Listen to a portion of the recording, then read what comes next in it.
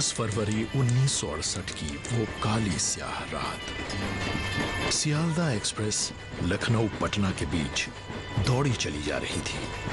उसके first class के B cabin से एक यात्री उतर चुका था। अकेला रह गया एक और यात्री गहरी नींद में था। कुछ आगे जाकर उसे शायद चिर निद्रा में भेज दिया गया था। दीनदयाल जी सचमुच नहीं रहे थे। आज भी उनकी मृत्यु का रहस्य यूं ही बना हुआ है। एक थ्योरी ये भी दी गई कि उन्हें किसी ने धक्का दे दिया। अभी तक ज्ञात तो कुछ हुआ नहीं है, लेकिन शक बना हुआ है कि किसी प्रकार के षड्यंत्र के वे शिकार हुए हों। गुरुजी ने एक चिट्ठी लिखा और राजा साहब जौनपुर के हाथ दी। उनसे कहा कि ये दीनदयाल को देना और उसको बताना, मेरा संदेश है कि संभाल के जाना। हालांकि पूरा देश और दुनिया के राजनीतिक पंडित उन्हें जनसंघ के पुरोधा के रूप में जानते हैं, लेकिन दीनदयाल जी मूलतः एक स्वयंसेवक थे। वे नेता होने के कारण स्वयंसेवक नहीं थे, वे स्वयंसेवक होने के कारण नेता थे। अपनी मृत्यु से ठीक एक हफ्ते पहले बरेली में उनका जो बौद्धिक वर्ग था, उसमें भी उनका विषय यही था। सुनिए उनकी ही आवाज में 4 फरवरी 1968 का ये उद्बोधन। संपूर्ण व्यवहार, उसके संस्कार और वो व्यवहार कैसे करेंगे इसकी आदत डालनी पड़ती है। और उसमें फिर छोटा छोटा काम, बड़ी बड़ी बातें नहीं। बड़ी बड़ी बातें यानी राष्ट्रीय स्वयंसेवक संघ और बाकी के अंदर अगर अंतर रहा तो यही है कि भाई संगठन की बात, देश की बात, एकता की बात सब लोगों ने की, कही और संघ ने किया। बहुआयामी प्रतिभा के धनी दीनदयाल जी एक प्रचारक, प्रेरक, संगठक, प्रभावी वक्ता, साहित्यकार, अर्थशास्त्री और दार्शनिक तो थे ही।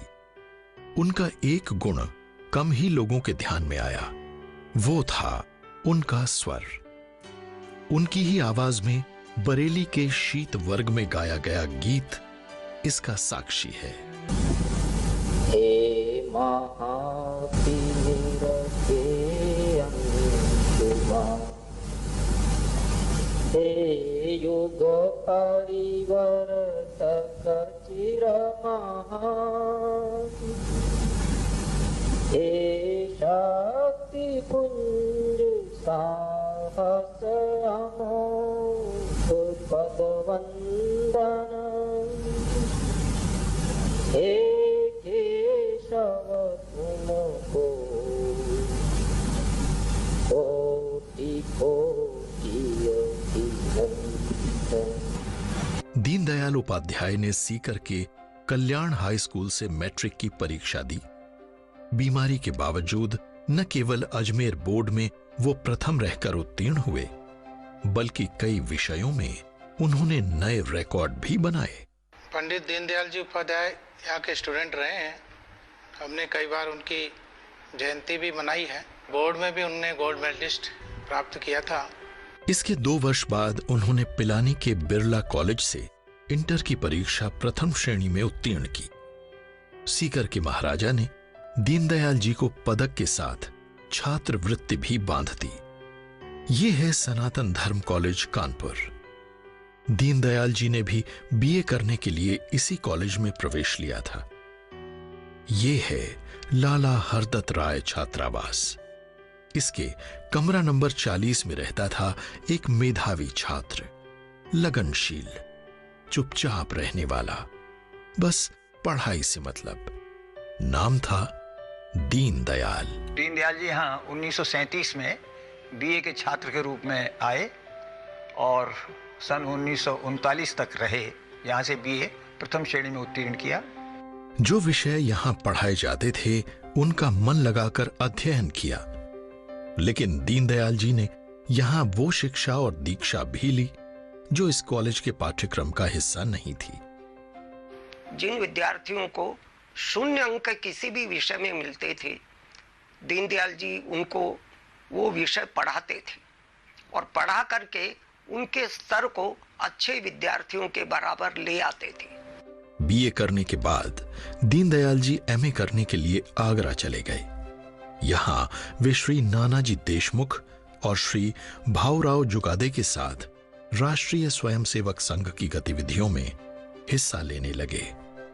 सरकारी नौकरी की पेशकश छोड़कर वो राष्ट्रीय स्वयंसेवक संघ में प्रचारक निकल चुके थे। देश के लिए जीवन उनका मूल धर्म बन चुका था। अपने संकल्प के बारे में उन्होंने अपने मामा जी को जो पत्र लिखा, उसकी बानगी देखिए। राष्ट्र के प्रति समर्पण की जिद नजर आती है। जब किसी मनुष्य के किसी अंग को लकवा मार जाता है तो वो चेतना शून्य हो जाता है।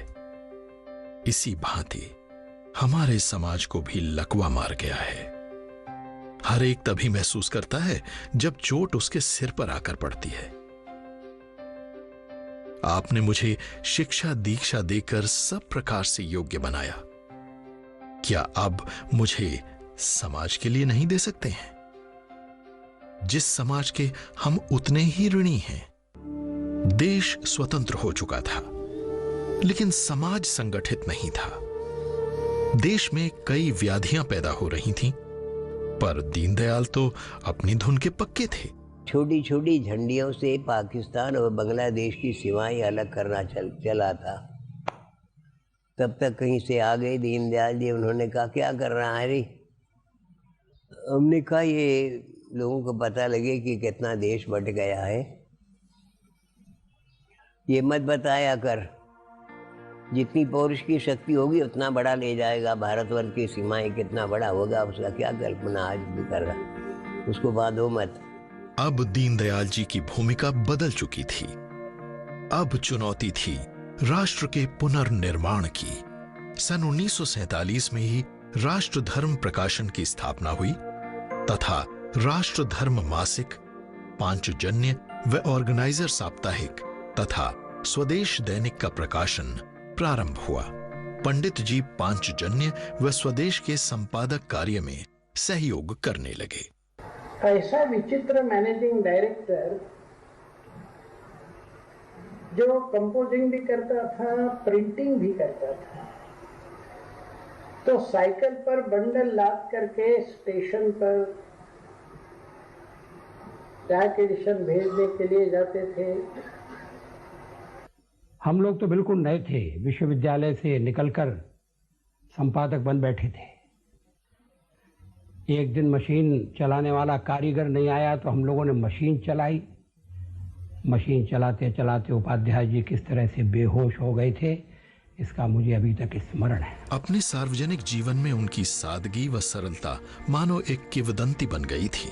इसका कार्यकर्ताओं पर भी बड़ा असर पड़ता था। ट्रांजिस्टर रेडियो उस समय उसका लाइसेंस हुआ करता था, रिन्यू करना पड़ता था। तो सुनते सुनते उनका वो समय समाप्त हो गया लाइसेंस का, तो उन्होंने बंद कर दिया और सामने वाले सज्जन को कहा कि आपका रेडियो जरा शुरू कीजिए, मुझे समाचार सुनने। उसने कहा महाराज अभी आप अपना ट्रांजिस्टर खोल के सुन रहे थे। तो उन्होंने कहा कि इसका लाइसेंस समाप्त हो गया, तो ऐसे करूंगा मैं तो चोरी होगी। शायद उनकी इसी विशेषता के कारण उन्हें राजनीतिक क्षेत्र का दायित्व सौंपा गया तथा जनसंघ के अखिल भारतीय महामंत्री के रूप में दीनदयाल जी के नाम की घोषणा की गई। इससे पहले कि जनसंघ राजनीतिक ताकत बन पाता, डॉक्टर मुखर्जी की रहस्यमय परिस्थितियों में मृत्यु हो गई। नवजात पार्टी को संभालने की जिम्मेदारी दीनदयाल जी के कंधों पर आ गई। इस बीच उन्हें एक विशेष परिस्थिति में जौनपुर से चुनाव भी लड़ना पड़ा। वहां उन्होंने कार्यकर्ताओं को निर्देश दिया कि कोई भी उनके नाम के साथ जाति सूचक शब्द नहीं लगाएगा। इलेक्शन का रिजल्ट जब लगा तो रेडियो सुनते बैठा। ये क्या सुन रहा है? मैं कुछ नहीं, अभी जौनपुर का रिजल्ट लगा। मैं क्या हुआ है? तो कुछ नहीं, हार गया मैं। 1967 में उन्होंने जनसंघ के कालीकट अधिवेशन में पार्टी का अखिल भारतीय अध्यक्ष का पद तब स्वीकार किया जब दल की संगठनात्मक नींव डालने का कार्य पूर्ण हो गया। 11 फरवरी 1968 को वज्राघात हुआ। जब सारे देश ने उनकी हत्या का समाचार सुना। की थाली में कपूर सा उजल गया, आत्माया ही झर गया। रेल की पटरी के किनारे प्रारंभ हुआ राष्ट्र को समर्पित ये सार्थक जीवन रेल की पटरी पर ही समाप्त हो गया। सारा देश शोक में डूब गया। लेकिन जाने से पहले वो देश को दे गए एक ऐसा दर्शन जो देश के मानस पटल से लुप्त होने लगा था। उन दिनों देश समाजवाद व पूंजीवाद के द्वंद्व से गुजर रहा था। तब के राजनीतिक नेतृत्व को भारतीय सनातन परंपरा की विशालता और राष्ट्र की अपनी बौद्धिक शक्ति का भान नहीं हो पा रहा था। वो कभी कहीं से और कभी कहीं से अपने विकास के मॉडल ढूंढ रहा था। ऐसे में पंडित दीनदयाल उपाध्याय ने देश को बोध कराया अपने ही दर्शन का। बस आईना ही तो दिखाना था। उसी में से अंकुरित हुआ एकात्म मानव दर्शन। इस अंकुर के वट वृक्ष बनने की यात्रा अभी जारी रहेगी।